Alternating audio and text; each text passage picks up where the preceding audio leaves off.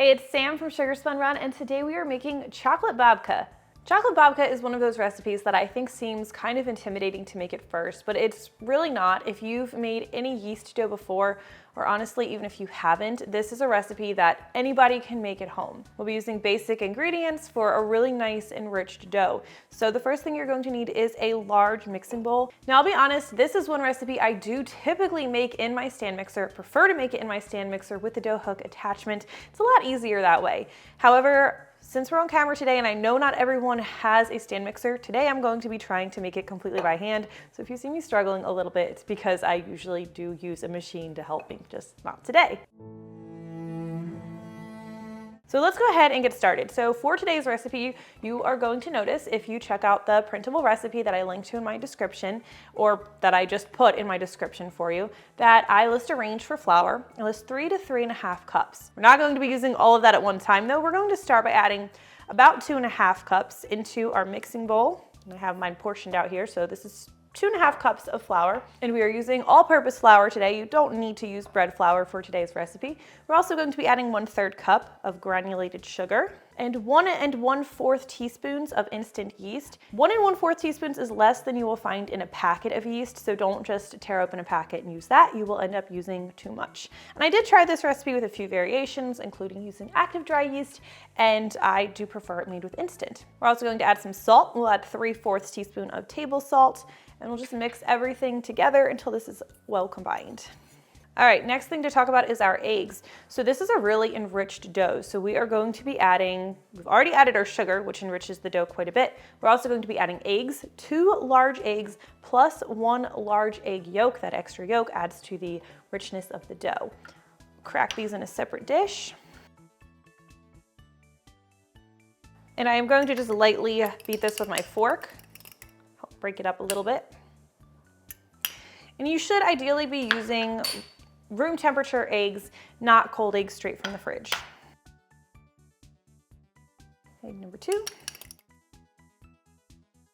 And for a 3rd egg, remember we are just using the yolk. Pass that back and forth and beat that up, but we'll get it in a second. We're also going to be adding milk. You need 1/2 cup of milk for this recipe, but before you add it, you want to warm it until it is about 100 to 105 degrees Fahrenheit. I do usually like to use a thermometer. You don't want the milk to be too cold, you don't want it to be too hot, so a thermometer just gives you that extra assurance. Drizzle this around the egg. My gosh, I almost missed the bowl. But I didn't. We're also going to add 1.5 teaspoons of vanilla extract, which will add some nice flavor. And we're going to stir everything together until the dough is nicely combined. And it'll be pretty wet at this stage. It's normal. That's why we have more flour on standby. And the reason I didn't add all of my flour all at once is because that would make the dough really dry and really difficult to work with. So we just add a portion of it, and then we have the rest of what we may need over here, and we'll add it as needed. We're not even done with our wet ingredients though, so I'm getting a little bit ahead of myself. All right, once this is looking decent, I don't want to say beautiful, because we're not there yet, we're going to add our butter. You're going to need 1/3 cup of softened unsalted butter for this recipe. 1/3 cup is like 5 1/3 tablespoons. It should actually tell you right on the label. So I'm going to stir this in 1 tablespoon at a time because that's going to help it incorporate nicely into the dough. And it really does help if you're doing this by hand, especially that your butter be really nice and soft. I like it to even be softer than it typically is, like if I were using softened butter for cookies. If it looks a little bit melty, that's great. Here, not with cookies. There's 1. And you can see that really spreads nice and easily, which will make it much easier for you when you go to stir it into your dough. Number 2. So between the sugar, the eggs, the egg yolk, and all of this butter we're adding, this is a very enriched dough. It is a little bit different than, it's quite a bit different than your typical yeast loaf of like sandwich bread if you're used to making that. It is sweeter. It's also, I always kind of want to say it's more like a cake than it is like a bread, but it's also not exactly like a cake. It's denser than most cakes are. And I've talked about the sweetness of it, but this is nothing. We are going to also be filling it with a ripple of chocolate and topping it off with simple syrup. When I tested this recipe, I also tried it with a chocolate streusel topping, which was delicious, but was a little bit too much for the bread, which is not something I say lightly. So we opted to not keep the streusel in the final recipe.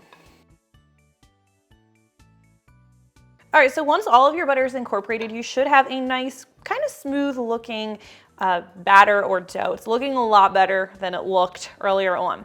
But we're not done with it yet. We're going to take our flour that we have left and we're going to add just a little bit at a time until we have a dough that's more workable, because we're going to knead this. So I'm going to add like a little more than a tablespoon.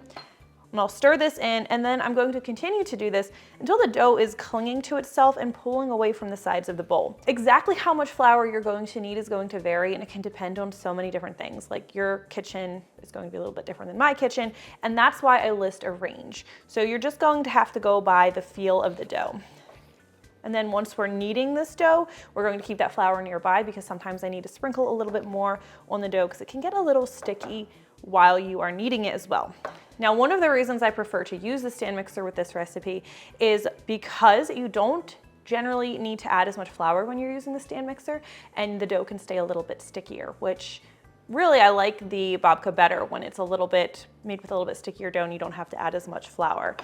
When you're working with it by hand and kneading it, you generally have to add more than you would with the mixer just to be able to work with it. All right, so this dough is definitely clinging to itself, pulling away from the sides of the bowl, and it's getting hard for me to even absorb this flour. So I'm ready to start kneading it. I'm going to turn it out into a clean, lightly floured surface. Clean and lightly flour my surface first. Let's turn out our dough. All of our dough, not leaving any of this behind. And we are going to knead this until it is smooth and elastic. Now the dough is going to be sticky, and it's okay and even desirable for it to be a little bit sticky, but it shouldn't be so wet and sticky that it's sticking to your hands and you can't knead it. If that's happening, you just need to add more flour. So when kneading this by hand, it's probably going to take about 10 minutes of kneading. If you're doing it with a dough hook attachment instead, you could probably get away with 5 minutes. We're already sticking, which is expected. So I'm just going to use my bench scraper to help with that. But I do want to add as little flour as I can get away with at this point. Okay, so I'm about 10 minutes in, and you should be able to see this dough is looking so much better. It's a lot smoother, it's very cohesive. We have a nice, very uniform dough. So we're ready to move on to the next step. Oh, I also wanted to note, you can see I used almost all of my allotted flour, but the dough is still a little bit sticky. You don't want it to be super dry. So grab yourself a large bowl, and we're just going to lightly oil this. Just use a paper towel, just drag that around the bowl. Then we will add our dough to this. See, doesn't that look nice? Next, we need plastic wrap. We are going to cover this dough. We'll place it in a warm spot if you have one. That'll just speed things up for you. And we're going to let this sit until it's puffed. I'll show you what it looks like, but typically it's going to need to sit for about 1 to 2 hours. So here's how we're looking after almost 2 hours of resting in a warm spot. Now this will go into our refrigerator, and it's going to need to rest overnight before we can cook with it. All right, let's fast forward to the next day, and we're going to make the chocolate filling for our babka. Now, some people like to use like a Nutella spread in here. That would be delicious, but we are going to be making sort of a more traditional chocolate filling today. We start with 1/3 cup of softened, it doesn't have to be softened actually, just unsalted butter. 1/3 cup again. We're going to add 8 ounces of chopped chocolate to the bowl. You can see I've chopped this pretty fine. That's going to help everything melt evenly, because that's our next step, melting. So this is 8 ounces. I like to use a baking bar, and I like to use like a 60%. Semi-sweet would also work here. It's just obviously a little bit sweeter. Next, we're going to add 1/4 cup of heavy cream. And then we're going to take this over to the microwave, where we're going to heat it for 25 seconds. Then we'll stir it really well, return it to the microwave for another 25 seconds, stir really well. And then if everything isn't smooth and melted, you'll just heat in 10-second intervals until everything is smooth and completely melted. All right, once this is smooth and glossy and beautiful, we're going to add our cocoa powder and stir that in. Now this is 2 tablespoons of cocoa powder, and I'm using natural cocoa powder, that's my preference. Now we're going to add 1/2 cup of powdered sugar, 1/2 teaspoon of vanilla extract, and 1/4 teaspoon of table salt. We'll stir everything together until this is completely combined. All right, once this is all combined, I'm just going to set that aside, and I'm going to grab that dough from my refrigerator where it's been sitting all night. All right, here's our dough. It's nice and cold, and we actually want it to be cold because it's going to be much easier to work with this way. And I am going to get rid of that. Lightly flour my surface. I don't want to use a lot of flour, but a little bit will help us. And then I'll turn this dough out. Now, if you've made a lot of like yeast doughs, you might expect this to be soft and just sort of like spongy. That is not the case with babka, and it's not supposed to be, so don't panic when you've got this sort of brickish feeling dough. This is normal. I was a little nervous the first time I made it, but it's normal. So what we're going to do here now is we are going to work this into a rectangle. You want it to be 18 inches long by 12 inches wide. Where's my bench scraper? It's always handy with these doughs. Sticking a little bit, a little more. So before I begin, I'm going to give myself a little head start by sort of giving it a rectangular shape. And then I'll roll it to be 18 by 12. And just like any time I'm making dough, I like to scrape underneath periodically just to make sure it's not sticking, because then when you go to roll it, you're going to have a bad time. All right, try to get this nice and rectangular looking. Sorry about my dog. Okay, once you have your rectangle, we're going to add our chocolate. I'm gonna give this another stir. If it's starting to solidify, that's fine, so long as it's still spreadable. And I am going to spread this evenly over the dough, but I'm going to leave like a little less than a 1/2 inch of perimeter around the edges, which is just gonna make it a little bit easier for rolling up the dough when we get to that point. Use my offset spatula. It's my favorite part. Oh my gosh, I left a little behind in the bowl. The horror. I mean, it wouldn't have been that bad because I would have just eaten it later, but we'll put it where it belongs. Now, as you're working with this dough, because you have a cold dough and this is prone to solidifying, you may notice that the chocolate is starting to harden a little bit, and that's actually fine. Not a problem. Okay, now we are going to be starting with our shorter end. So we're not rolling up from the longer end like we're making cinnamon rolls. We're going to start with our short end, and we are going to roll this into a tight log. Now, as you're rolling it, it's going to want to spread and stretch a little bit. So sometimes I'll just take my hands and form it back to keep it close to 12 inches.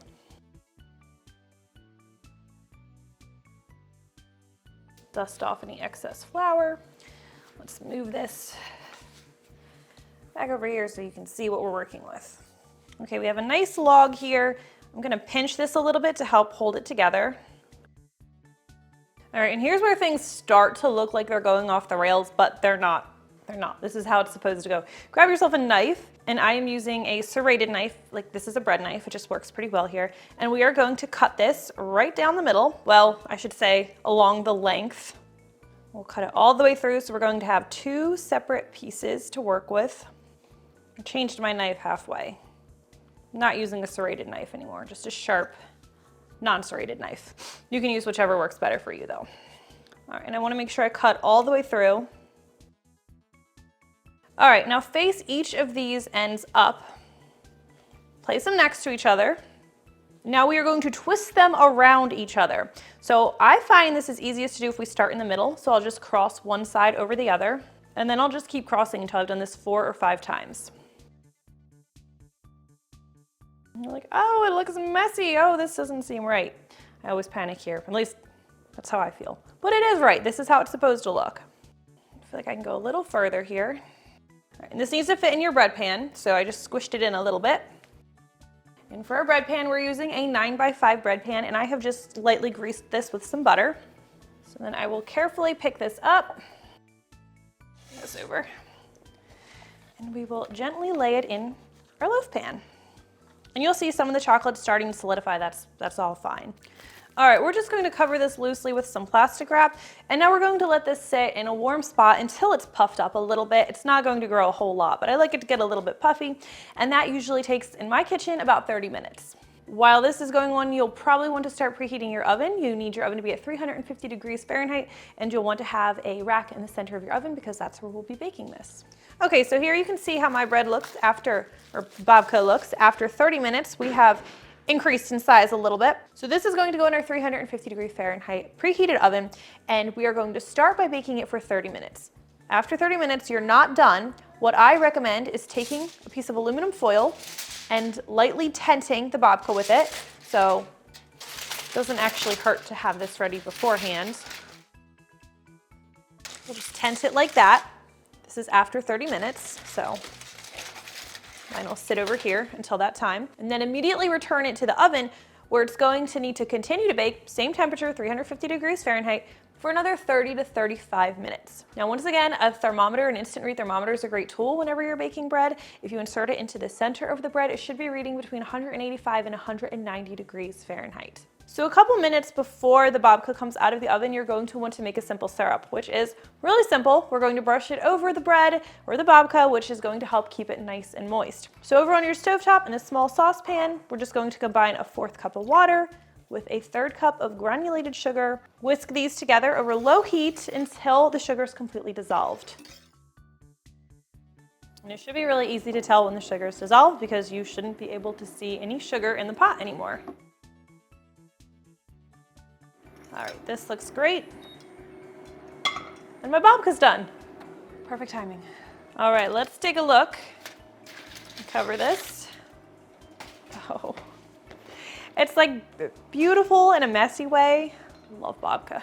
And so while the babka is still warm, we're going to brush it with this simple syrup. And I do use all of the syrup. It seems like a lot.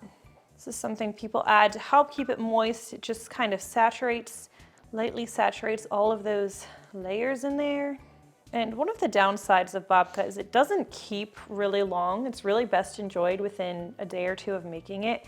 But the simple syrup does help extend the moistness of it a little bit. It smells so good in here right now.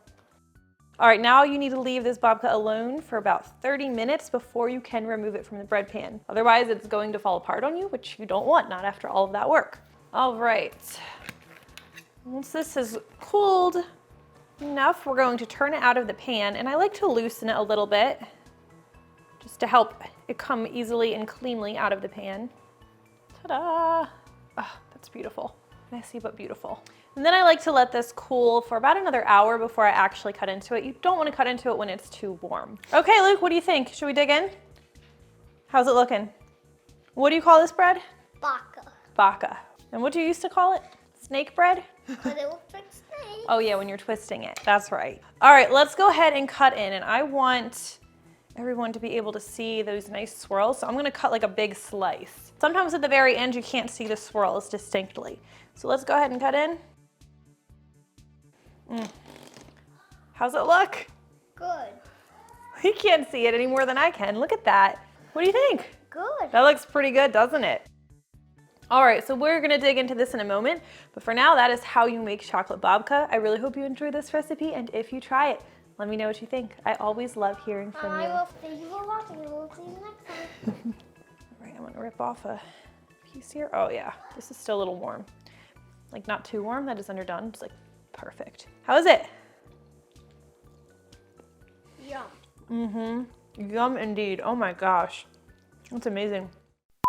And now most likely as you're, wow, the baby didn't like something. At one point you're just gonna get big enough where we're able to see that. How big? This big? Oh gosh, you think I should go that big?